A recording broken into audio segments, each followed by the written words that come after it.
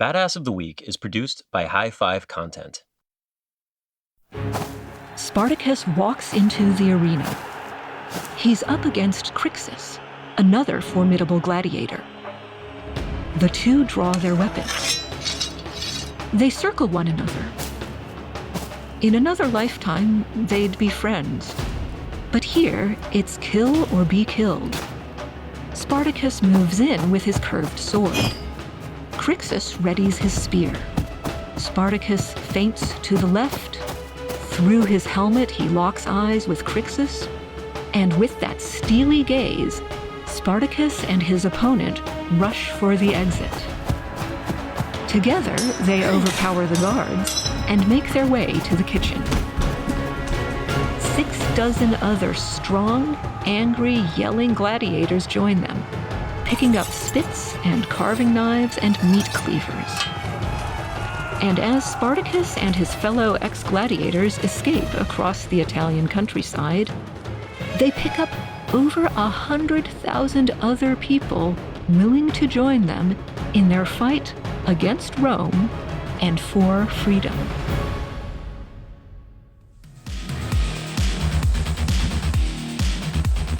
Hello, and welcome back to Badass of the Week. My name is Ben Thompson, and I am joined once again by my co-host, Dr. Pat Larish. Pat, how are you doing today? I'm doing okay. Yeah, how are you? I'm doing great. And we're here to talk about another famous Roman, or I guess an enemy of Rome. And once again, to help us, we are going to bring in writer, comedian Mike Primavera, a longtime friend of mine, Mike Primavera. Mike, thank you for joining us once again. It is great to be back for another short-lived kick to the nuts of Rome. Yes. Yes. So you were here with us for the Hannibal episode, and we had been talking about doing Spartacus at that time, and we're doing a couple Romans in the span of a month here. And I don't know if you guys remember a couple of, maybe it was a year ago now, there was that thing about, it was something that went out on Twitter that was like, ask your man how often he thinks about the Roman Empire or something like that. How often do you think about the Roman Empire? I remember my wife showed me that and was like, I don't even need to ask you because I feel like you're thinking about it all the time. But we're also thinking about it a lot on this podcast. Apparently. Yes. Well, we had been kind of looking at some upcoming movies, and I liked the first Gladiator, and we've got a new Gladiator movie coming out in November this month. So are you guys excited for more Gladiator, a sequel to a movie from 20 years ago, maybe? Absolutely. Yeah. Yeah, I saw the trailers for it. It looks all right. I don't know much about it yet, but I think it is. I don't know if it's a true sequel to Gladiator, because I feel like there's a lot of dead characters at the end of Gladiator 1. Which They'll come up with something. They'll come up with something. Nobody's ever really dead in the movies, even when those movies are based off of historical figures. But yeah, Gladiator was good, and maybe my favorite Gladiator movie of all time, though, and also I think maybe my favorite Stanley Kubrick movie would be Spartacus. Yeah, I was shocked to find out that was his movie. That was wild. Yes, yeah. I was looking at it. I was looking it up. I rewatched it recently, and over the weekend, and I was like, yeah, this holds up still. I still like it. And so it was Kubrick, and I generally. I know that it's not cool, but I'm generally not a big Kubrick fan, but I did like that one. Mm-hmm. Yeah, although I got to say that Kirk Douglas was kind of given Tom Cruise as Jack Reacher in that, whereas you're just like, I don't know if this man I don't know is gonna just some guy. I mean, I will say that chin dimple. Yes. Man. That was a dangerous chin dimple. Yes. But and so that was kind of, we're going to talk about it a little later, but that movie kind of became like one of the lasting memories of Spartacus, because you have that famous line, the I am Spartacus and all of that. And Pat, you were telling me about a funny story when we were walking through this. Yeah, a few years ago, there was something that went viral on some corners of the internet where someone walked into a Starbucks or some other coffee shop and said, gave their order for, I don't know, let's say it's a medium latte. And they wrote down as their name, Spartacus. So when the barista made the latte and it said, I have a latte for Spartacus, and then the person who ordered it raised their hand and said, I'm Spartacus. And then other people in the Starbucks started raising their hands saying, I'm Spartacus, I am Spartacus, I am Spartacus. And I think there was only one latte to go around. And now you got to fight gladiatorial combat. Yeah. Oh. I called Net and Trident. Just throw a couple swords on the ground. Fight for the latte. Winner gets 10 stars on their account. I gotta say, even if that wasn't planned, if I was in a Starbucks waiting for a drink and that happened, I mean, you'd have to say I'm Spartacus, right? Yeah. There's no way around it. Yeah. I mean, yes. But we are gonna not necessarily walk through the Charlton Heston movie, which is generally it's okay, but there's some Hollywood liberties taken, we'll say, and but this is a story that we're gonna, Mike, there's a lot to like about this story, right? Absolutely. I mean, slave revolt, a really, really evil bad guy, some fighting on an active volcano. Yes. I mean, come on. Yeah. Well, it's going to be fun, and we're going to get into gladiators and combat and, like you said, slave revolts and combat on an active volcano. So we are going to take a really quick break, and when we come back, we are going to get into Spartacus.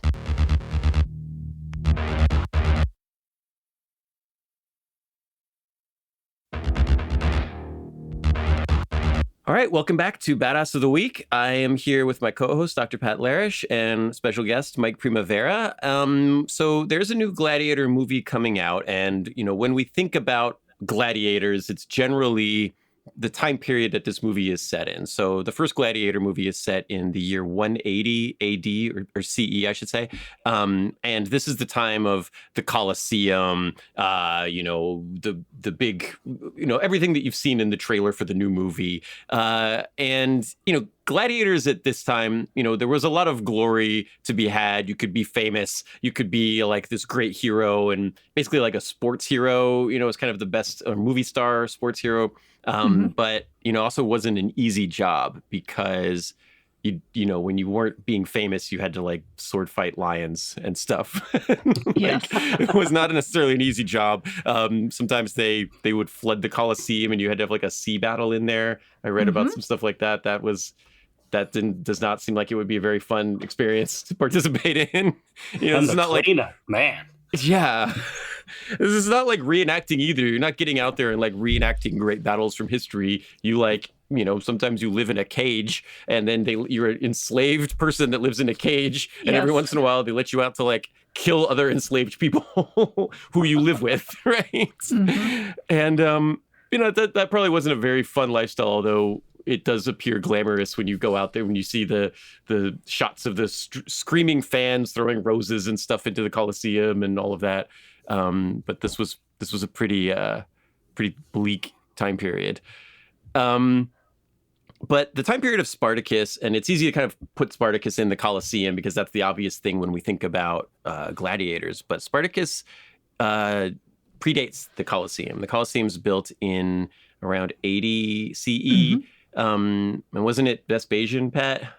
It was actually Vespasian's son and successor, Titus. But Vespasian was responsible for a lot of the building project, and then it was finally inaugurated under Titus. Yeah. Right. Vespasian was the one that gave the order to knock down Nero's golden palace. Yes. And use that land to build the Colosseum, which is awesome. Yes. Yeah. So, these were sports heroes, but they were also, at the end of the day, they were enslaved people, right? Yeah, so we've been talking about the history of the Colosseum and what's it like to be a gladiator. There might be moments of excitement, and there were some people who actually chose to become gladiators even though they weren't enslaved because they liked excitement in their lives. And from the point of view of the spectators, it was, well, let's be honest, entertainment, really brutal, cruel entertainment. And it was something that emperors, when you had emperors, would put on for the people to keep the people happy. And even before the empire, you had, in the Republic, prominent Romans often sponsoring gladiatorial shows, ostensibly as like a way to honor the spirits of the deceased, which is how they started. But really, let's be honest, it's a way to appeal to the populace when an election might be coming up. Because, hey, it's sports. It's really, really, really extreme sports. And it's exciting, right? It's like when the government says they're going to fund the new stadium for the sports team. Well, you got to vote for me, right? Like, you want to see some people die? Maybe then you can vote for me. I mean, you can't say that sports wouldn't be more entertaining if you knew that there was a small possibility that LeBron James would be killed with a trident in the playoffs. I mean, you might have to pay him a little bit more, though. I don't think you had to pay these guys. They were enslaved. Yeah. They were captured in battle, and then they were forced into doing this. Although that's really interesting that you could volunteer to do it. Like, you could go into it voluntarily. Although, I wonder if you could sign up for something like, if they're going to have, I imagine it was kind of like professional wrestling where they would have a games on a day and everybody would come out to it. But you'd see like a bunch of different fights, like a boxing where you'd have like the undercard ones and then the main event kind of thing. I wonder if you could, like, if you were having like a dispute with a neighbor, if you could just be like, I'm just going to fight this guy in the Coliseum. We got a property dispute. I think you're building a deck in my yard. We'll just fight it out and see who wins.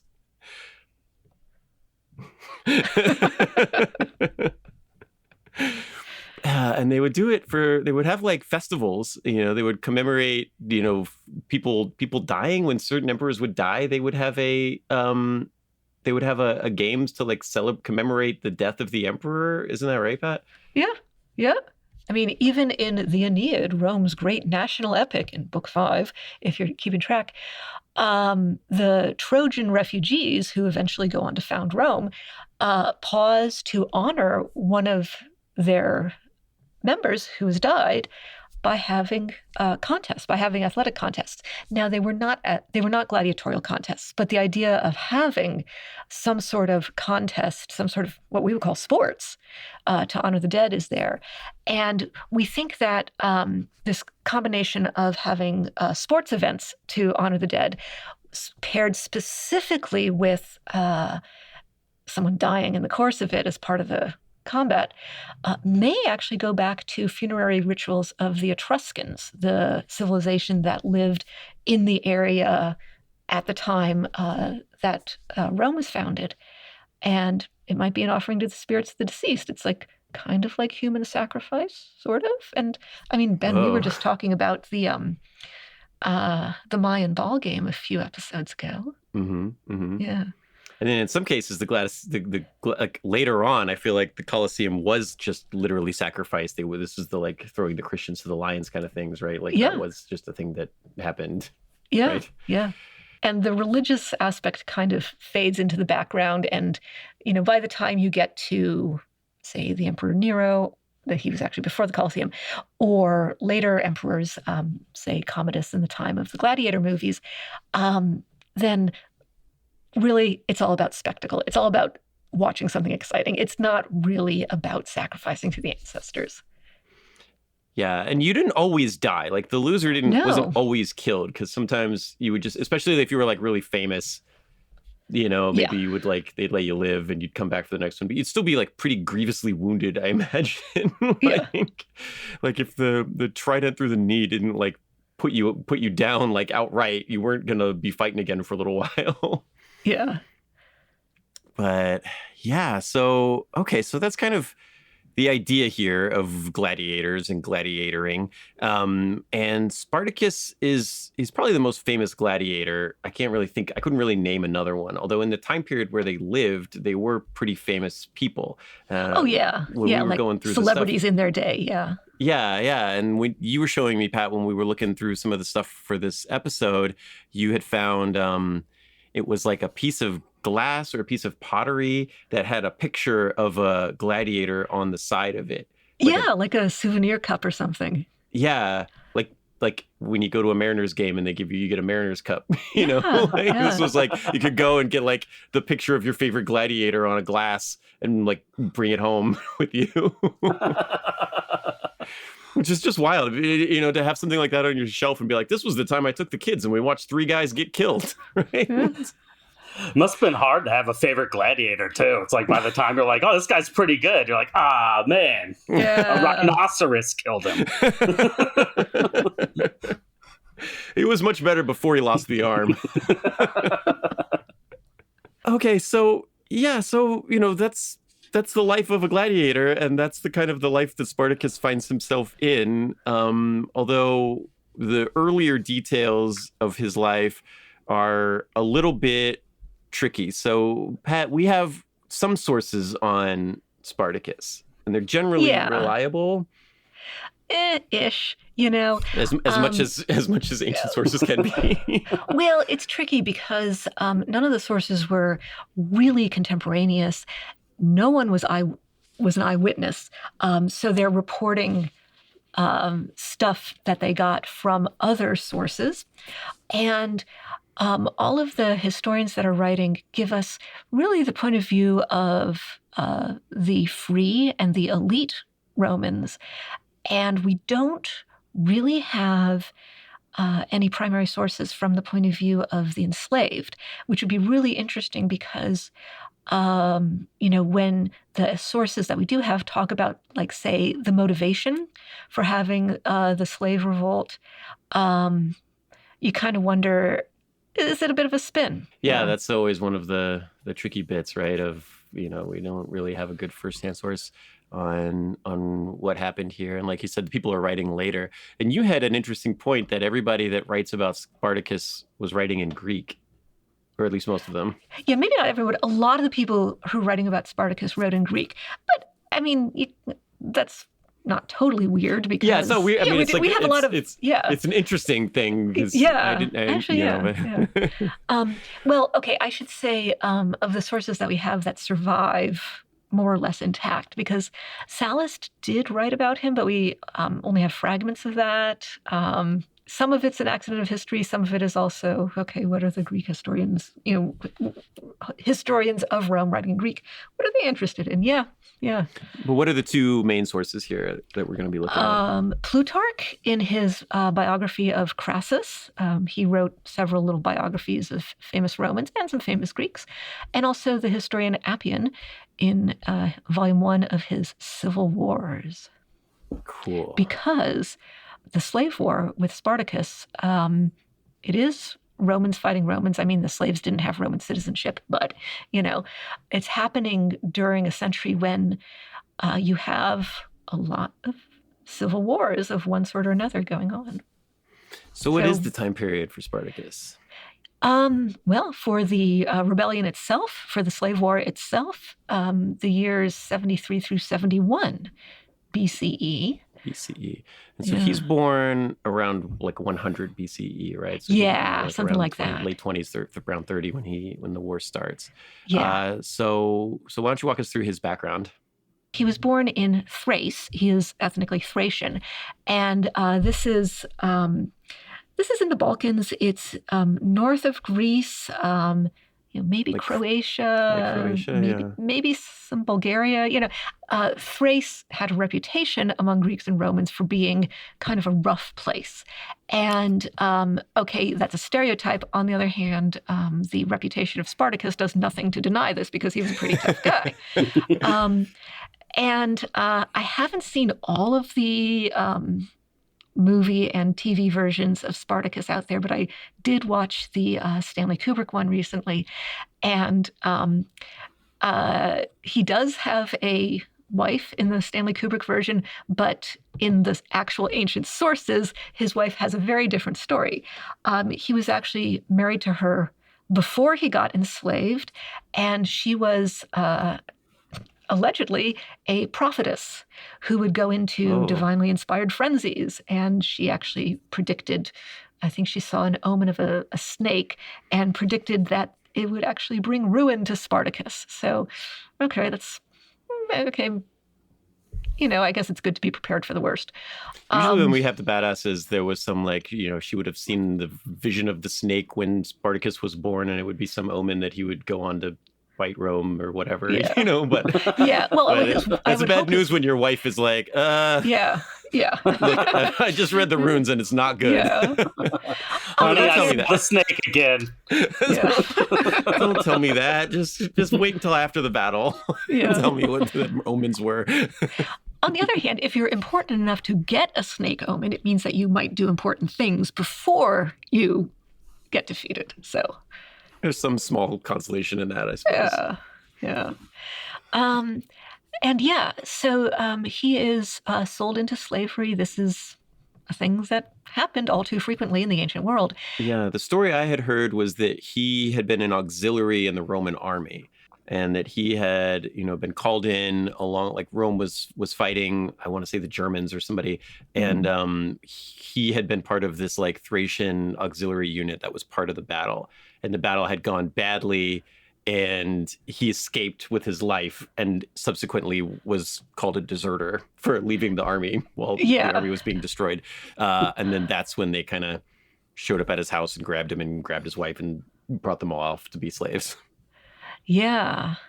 And if you're sold into slavery, there are many different directions this could take. You could be sent to the mines.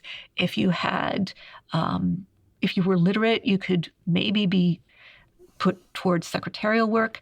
And this is Spartacus, he was a Thracian auxiliary and somehow managed to survive the destruction of his army. They took one look at him and they said, okay, we're going to send you to gladiator training, and we're going to make money on you that way. So, yeah. And gladiator training really was a thing. They used the same word for gladiator training as they did for like academic school. They called it ludus, which means game or leisure. I don't think it was very leisurely. Wow. Okay, so I didn't realize you had to go to like gladiator school. It was like boot camp, basically? I guess so. I mean, they had, Lanista was the name for the guy who ran the gladiator training. And I'm sure you had all the usual athletic equipment that you would find at a normal palestra or whatever, and probably some other stuff too. I have to say, I'm very influenced by the visuals of the Stanley Kubrick movie. Like, some of these I think were based on real things, but some of them might have been invented. But yeah, like training dummies, like guys made out of straw that you had to whack. Maybe they had blades tied to, whatever. And you maybe had to do sparring against other people. You used wooden swords for a lot of your training because, from the point of view of the lanista, from the coach, the trainer, you don't want to lose too many of your guys in the training. You want to wait until they're out there in the arena in front of the public, right? Nobody's getting paid to watch these guys die when they're dying in training. Exactly. Yeah.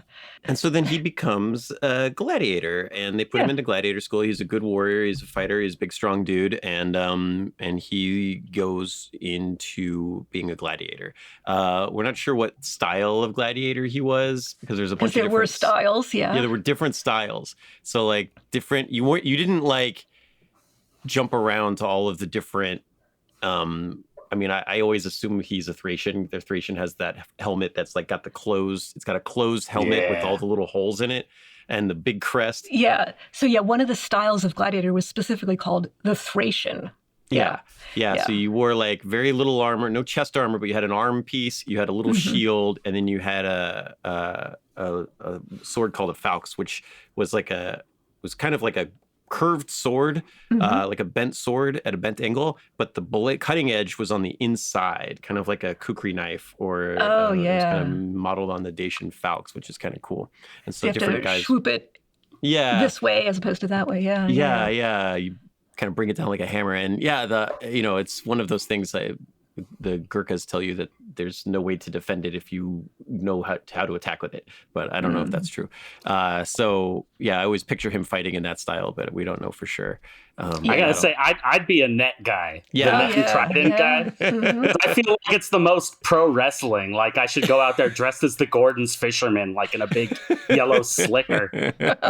That's always my favorite. Yeah. Well, that was he was called Rotarius, and he was he's a Poseidon guy, so that's why he is a fisherman. So he's got the trident, he's got the net, and he's got a little knife. And that was the idea, was that he was like a devotee of Poseidon, and so that was his thing. And like different gladiator types had like other types that they were like more likely to fight against, like sports teams. Like I don't remember who the enemy of the Thracian was. I think it was like the Myrmidon or something, but like those two guys don't like each other, and because they train in these different styles that are good against each other, so they fight all the time. And people show up and they keep rooting for the guy who fights in the style that they like or whatever. So we don't have a ton of details on this, but there's all this really interesting stuff going on. And but then again, the writers are writing from the point of view of people sitting in the stands at the Colosseum, and we are approaching gladiators also from a similar perspective of being like, wouldn't it be weird to watch this on TV? I liked American Gladiators. Get that tennis ball with the hand out. There are significant differences between American Gladiator and Roman Gladiator. What if the tennis ball was knives? Yeah, and so, being on the floor of the Colosseum in one of these engagements was probably not that fun, or the whatever fighting arena they were in. And we don't know exactly how long Spartacus was a gladiator, but he hates it, and he quits his job. And by quit his job, I mean he and like 70 of his fellow gladiators break out, get the weapons out of the locker, kill all of the Romans guarding them, escape. They liberate his wife, who had been sold into slavery somewhere else, doing something else. He goes and finds her. They break her out, and then they escape into the Italian countryside. And now it's like 70 gladiators and various other people they've managed to free.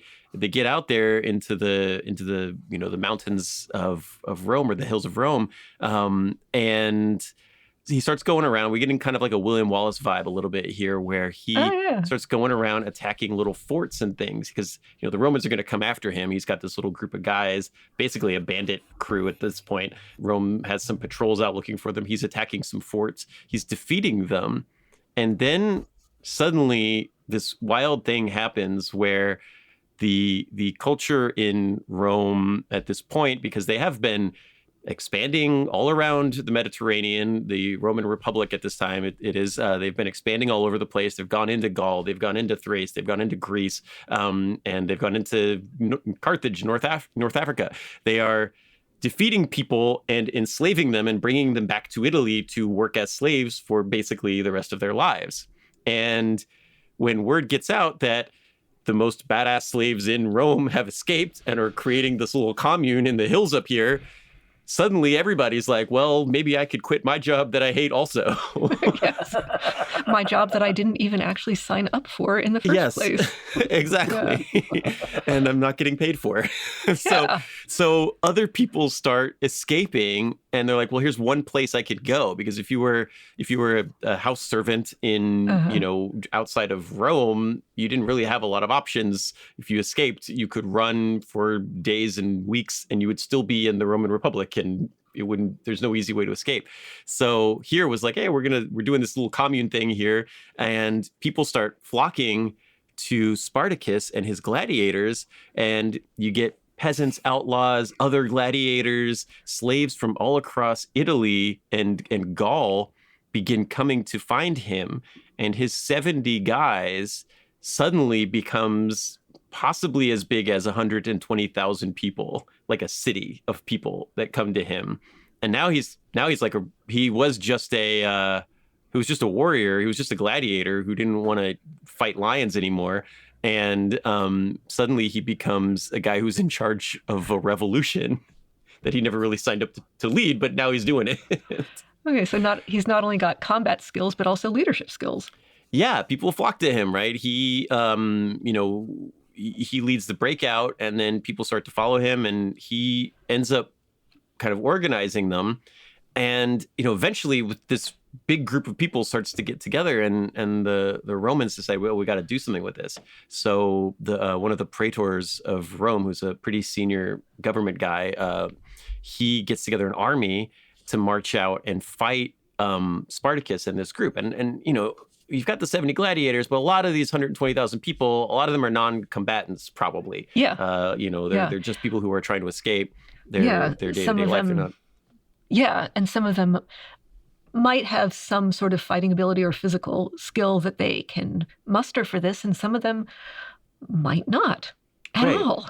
Yeah, have no training in combat, and now they march a real Roman army out there to fight these guys, and Spartacus meets them on the battlefield in the hills of Italy, and he defeats them, he crushes them, and it turns out, like, once they start fighting these guys, he's like, oh, I think those gladiators might have been training the peasants to fight.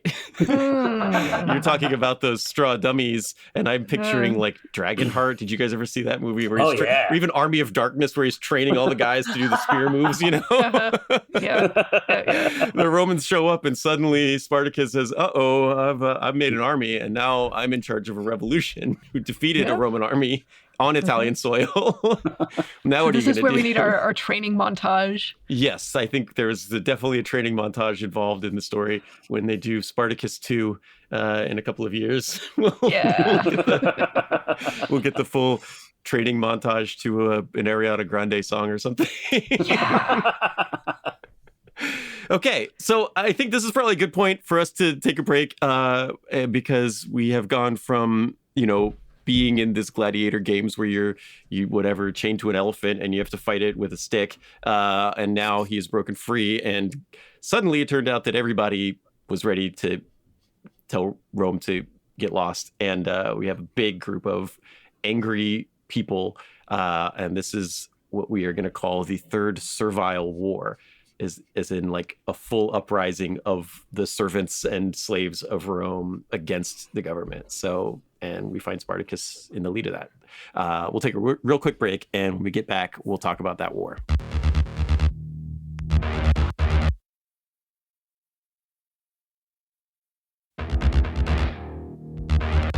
So Spartacus has escaped from gladiator school with some of his buddies, a few dozen of his buddies, and gone through the Italian countryside looking for a better life, but also somehow acquiring over 100,000 followers in the process. And from the Roman point of view, what's going on? Now, from the Roman point of view, there has been a lot going on.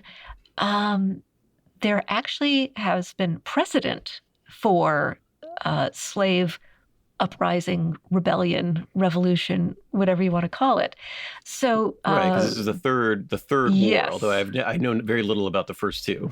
This is kind of the most famous one because of Spartacus. Well, it is the most famous one. So the first two, the First Servile War and the Second Servile War, both took place in Sicily in the second half of the 2nd century, so 135 to 132 BCE, led by a guy named Eunice. And then the Second Servile War, also in Sicily from 104 to 100 BCE, around the time Spartacus may have been born, led by a guy named Salvius Tryphon. So the idea of a slave uprising is a thing. And on the other hand, the First and Second Servile Wars were in Sicily. That's an island. It's not the Italian mainland. Okay. Rome has had a lot going on this century. So there was something called the Social War at the beginning of the century, which it's called social because the word for ally is soki, and it had to do with various allies of Rome during the Punic Wars who now felt that they were being treated badly by Rome. Social war always sounded to me like a bad dinner party. Yes. It's a weird name. It's from the word Socius, but yeah, no, it really does sound like a bad dinner party. And then there actually was a civil war in the 80s, and that's happening in Italy. Meanwhile, out in the rest of the world around the Mediterranean, our friend of the podcast, Mithridates, king of Pontus, is causing havoc, is creating various headaches for the Romans. And Mithridates is over mostly on the eastern part of the Mediterranean. And meanwhile, on the western part, around the western part of the Mediterranean, on the Iberian Peninsula, aka modern-day Spain and Portugal, there's a guy named Sertorius who was coming to power, and Mithridates was eyeing as a possible ally. Didn't actually work out, but yeah. But and yeah, then, Mithridates comes back in again because he was causing. They're fighting each other, right? Because you have Marius and Sulla having their war, and then they're fighting Mithridates this entire time. Mithridates is trying to join up. There's a rebellion, and like every province that they've taken now is rebelling against them, including now Italy. And Mithridates comes to Spartacus at one point and is like, hey, can I help? And Spartacus is like, yeah, let's figure something out. And then it never quite works out for him. But they were trying to figure out how to. He was trying to figure out how to send troops to help Spartacus also. What a team up. Yeah, yes. right? Yeah. Mithridates is trying to play five-dimensional chess. Spartacus is, at the very least, trying to get a better life for him and his 120,000 best friends. And also war with Mithridates. The third Mithridates war was breaking out in 74. So the year 73 rolls around, and that's when Spartacus is leading his thing. So Rome, meaning like the Roman government, the Roman Senate, is a little distracted. The Third Servile War, on the one hand, it is different and a bigger deal, not just because we've got great anecdotes about Spartacus, but also because it's on the Italian mainland. The two previous servile wars, the first two slave rebellions, unrest, whatever you want to call it, were on the island of Sicily. So the Senate could kind of downplay it a little bit, whether it was actually less a big deal, like, oh, it's just on the island, we can contain it, or maybe, I don't know, like propaganda-wise, ideologically, they wanted to think of it as not a big deal. Oh, it's just an uprising, you know? It's easier to like make it sound like nothing in the press when it's not happening in your backyard, right? Like, no, this uprising is nothing. Okay, cool, because I just saw a big army march through my back of my villa here, and I'm a little nervous about it. And so that's what ends up happening, right? Because you've got these, you've got the slave revolt in Capua, which is on the mainland near Naples, is where Spartacus is hanging out, and Mithridates is far away, and they're trying to attack him more than they're getting attacked by Mithridates. At some point, they're like, let's deal with this first, right? So the two consuls of Rome were the two guys in charge at this time. They're the two leaders of the Republic. They split it between these two guys called consuls. Each one of them takes over a legion that's stationed in Rome, and they march these two legions out. Not together, but separately, to try to kind of encircle him and kind of pincer move Spartacus and his guys. A legion is a big group of people, trained warriors, somewhere in the order of like 5,000 to 7,000 men, and led by a consul who probably has military experience. So experienced troops are now coming out. The praetor, he was defeated, whatever. Maybe that guy just didn't know what he was doing, got caught off guard. We're ready for it. We march out. They split to like do this pincer maneuver. And Spartacus figures out what's going on, and he assembles his troops, and he attacks one consul and one legion and defeats them, and then re-maneuvers his army to attack the second consul and defeat him. And so now we have a big problem. Oh. Yeah. He defeated two legions and two consuls in two separate battles, very, very close to one another. And then he's like, he defeats those guys. So that's like the immediate, we're having like Hannibal vibes here. We're like the immediate, he can't take Rome. He can't really do much else. He doesn't have, anywhere else to go. So he starts marching to the Alps to get into Gaul and maybe try to set up something there. But he gets kind of close to the Alps. Maybe he doesn't want to cross them. Maybe he changes his mind about leaving. But there's a Roman town there called Thurii, and he captures that town from the Roman garrison that's there, and he settles down. All right, we live here now. All you Romans out, like, this is our town now. And they just kind of take over the city. Romans send some guys to try to dislodge him, but they can't do it. And so Spartacus and his guys are living in this town for years, like more than I think over a year, maybe 2. The war goes on for 3 years in total, and they can't knock him out. They can't get rid of him.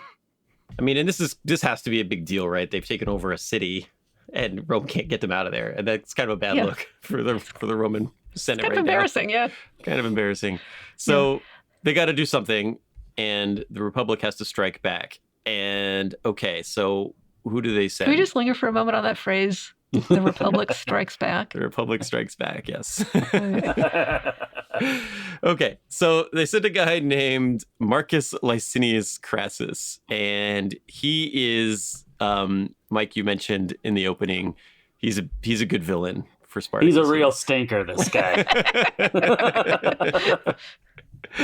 Yeah, he is the richest man in Rome, and the way he became the richest man in Rome is a really kind of an interesting story.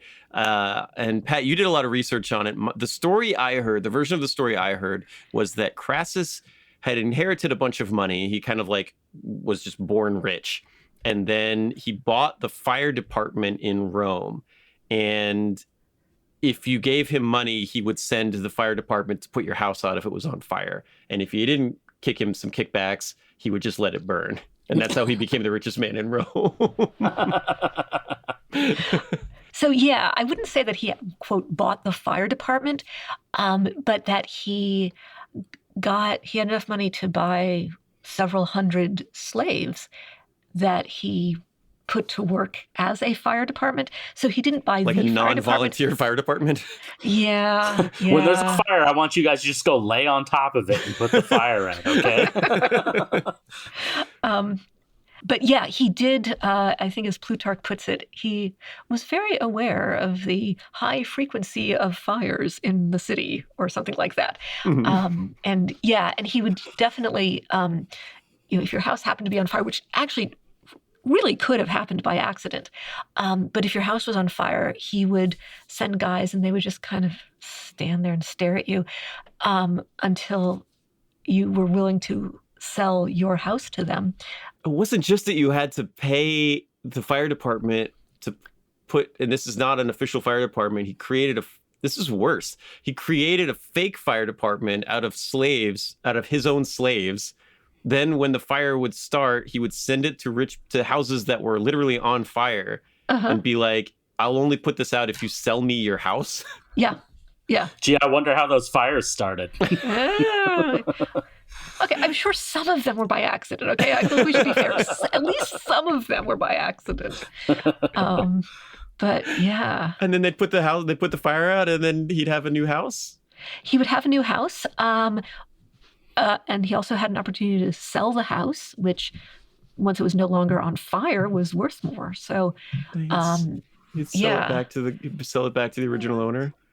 Often, yeah. I think Plutarch doesn't actually go that far, but I think there's another source which I can't place at the moment. Yeah.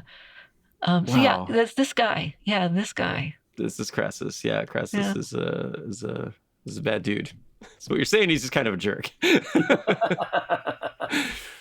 Okay. Well, Crassus, he sees an opportunity here. I mean, a guy like this, especially since so much of his profit revolves around sending his own personal slaves to do stuff, servile war is not working for him. He doesn't like the idea of this, and he volunteers to be a great hero and do a good job and not just completely make himself look good. He raises an army to go fight Spartacus, and he decides that's what he's going to do. Doesn't have a lot of military experience. This guy, he inherited kind of everything. Doesn't have a lot of combat experience, but between money and political maneuvering and all of that, he's able to assemble 8 legions, which is a massive force of troops. And he attacks Spartacus. And Spartacus doesn't want to fight him because this guy's gotten more. I mean, we had said that Spartacus's group gets up to maybe about 100,000, 120,000 people, but that's just people. That's not soldiers. Yeah. Crassus is coming at them with like maybe that many soldiers, right? There's no chance, right? They're so massively outnumbered by trained soldiers in armor that he doesn't want to fight. So Spartacus starts to move. Crassus is chasing him around. Spartacus is trying to talk to Mithridates. He's trying to negotiate some way to, maybe if I can get to the coast, I can get on boats and sail away. But it doesn't work out for him. He gets down into the boot of Italy, and Crassus gets him surrounded and cornered and attacks him with this huge army. And there's no hope for Spartacus here. He gives his guys, but him and his guys, they stand and they fight. They don't try to surrender. They don't, once they can't run away, they fight. And, in the Kirk Douglas movie, we get the big I am Spartacus thing because he lives in real life. The way Plutarch describes it is kind of at the thick of the fighting. Spartacus decides the only way he's going to win is by going right at Crassus personally. Like, if I can kill this guy, maybe I can make the Roman army fall apart. So he charges right at him. The way Plutarch puts it, he says, he was pushing his way towards Crassus himself through many flying weapons and wounded men. He did not indeed reach him, but slew 2 centurions who fell upon him together. Finally, after his companions had taken to flight, he stood alone, surrounded by a multitude of foes, and was still defending himself when he was cut down. So that's kind of the end of Spartacus. But interesting for a guy who was a gladiator. He's more famous for the stuff he did as a free man, and he dies a free man, rather than go back to what he was doing before. Yeah. So most of his guys surrender. So he's defeated. Spartacus is killed. At his death, the battle starts to turn, and 6,000 of Spartacus's people surrender. And I do think that a big portion of that were also non-combatants as well. And Crassus, he's Crassus. He, this is one part of that story that is true. Crassus orders them all crucified. Yep. Because you can't have, you got to make a point. So I guess that's what he wanted to do. So he has them all nailed to crosses and put up along the Appian Road outside of Rome. The lines of crucified people stretch for miles, and he never gives the order to take down the bodies. So they just hang up there for years. Yeah. And there was not a 4th Servile War, was there? Oh, good point. I guess that is a good point. Yeah. And that's what he does to his enemies. Yeah, and then Mike, you had a story about what he did to his own people to kind of get them motivated to fight and do all of this, right? Because you have to motivate your guys to actually crucify people, which is also not an easy thing to do. Well, yeah, like decimation, which I was like, okay, you just kill 1 out of every 10 guys. I thought that's what it was. But then when I read more, it's no, you break them into 10. And then each of those guys draws straws and the loser gets beaten to death by the other 10 guys. Yes. So Crassus, Crassus orders this done. It takes a long time to beat someone to death. Yeah. And you're going through the moral trauma of beating your comrade to death. Yeah, so, I mean, slaves are afraid of being slaves again when they lose or being crucified, but these guys, I think they won just based on terror. Yeah, because Crassus had that done to a couple of his units, and I think you only have to do that to your own people once or twice before they get the point, right? And he had ordered that done to some of the legionaries that had failed before in their battles against Spartacus. And yikes! Yeah. So everybody was motivated by this one dude. And Crassus, of course, richest man in Rome. Now he's won this big battle. He's defeated that slave uprising that was in your backyard. He becomes extremely famous in Rome. He becomes a member of the triumvirate that will rule Rome in the final days of the Republic. It's going to be him and Julius Caesar, who we have not talked about yet, and then Pompey the Great, who is the guy who defeats Mithridates. Those guys become the 3 most powerful people in Rome. Crassus upsets that triumvirate when he forms a big legion and he decides he's going to march it into Parthia to try to attack the Parthians, who are like Persians, and he just gets slaughtered and massacred, and they put his head on a pike, and it's really bad news. Crassus is not actually military genius. He just outnumbered Spartacus by like 10-1, and when he went up against the Serena in Parthia, he gets what's coming to him. So there is a happy ending. There is a happy ending, yes. He does end up with his head on a pike being paraded around before an enemy army, and then they throw it back at the Romans, I think. There's some... but the death of Spartacus does end the Servile War, but it doesn't really end his reputation, which is still a person that we talk about today. So we have the movies, we have the I Am Spartacus, which is great, and it's the thing that people know about him the most, but it's one part of the story that did not actually happen. It was totally made up. On the other hand, I think it says a lot about Spartacus that his reputation is such that people attached this story to him. He inspired people to tell this story. Yeah. And in some ways, that's kind of what he did, right? Like, we have the very dramatic, like, I am Spartacus, and everybody said, they say, tell us who Spartacus. In the movie, for people who haven't seen it, the battle's over, and Spartacus has, they believe Spartacus is alive because they can't find his body, and the Romans say, tell us who Spartacus is so we can crucify him. And he gets up, and Kirk Douglas gets up and says, I'm Spartacus. But then a couple other guys get up and say, I'm Spartacus. And then more and more and more. And before the end of it, the entire army has stood up and said, I am Spartacus. And so Crassus, of course, says, all right, I'll just have you all crucified. But that is more or less like, that's a more dramatic version of what happened. But that kind of is what happened. I mean, these guys were cornered. People joined him. Right. They joined him. He wanted them to join him. He kind of was doing his own thing. He was like, I want to break free. I want to rescue. I want to get out of servitude. I want to stop being a gladiator. I want to rescue my wife. I want to be free. He started doing that. People started following him. Without him, he wasn't putting out flyers. He wasn't like, read my newsletter. Come here. He just kind of was doing his thing. People started to join him. And they followed him literally to their deaths, right? They followed him all over Italy. And even when it looked like it was hopeless and they were cornered, they didn't, a lot of times with something like this, you'll see mass desertions where people will be like, oh, we're done for. Let's get out of here. Let's run away. Let's slip away into the countryside. We'll go AWOL, whatever.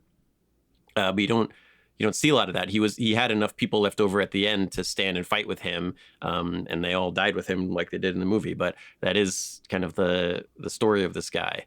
And it's a story that still resonates today. We're still fascinated by gladiators. We're still, that movie still holds up. There was a TV show. I don't know if you guys watched the TV show Spartacus. Lucy Lawless was in it, and it was great. But yeah, and so he does have this lasting appeal of this like almost reluctant badass leader of a guy who didn't really plan on becoming a revolutionary, but ended up doing it. So anyway, that is the story of Spartacus, and we're glad we were able to tell it to you. Mike, thank you so much for being on the show.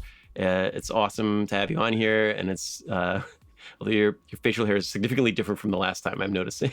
Last time you were on the show. I should have commented on that at the beginning. But I went from beard to mustache, and next time I'll be completely shaven just to keep you guys on your toes. Mm-hmm. Yeah. So, okay. Well, Pat, thank you so much. Mike, thank you so much for being on the show. It was great to have you here. Where can people find you and find more of your stuff? You can find me on Twitter, or I guess it's X now. I'm not calling it that. Don't call Twitter. it X, yeah. You can find me on Twitter, Facebook, and Instagram at Primawesome, or you can just Google pleated jeans and you'll see all my articles pop up. Awesome.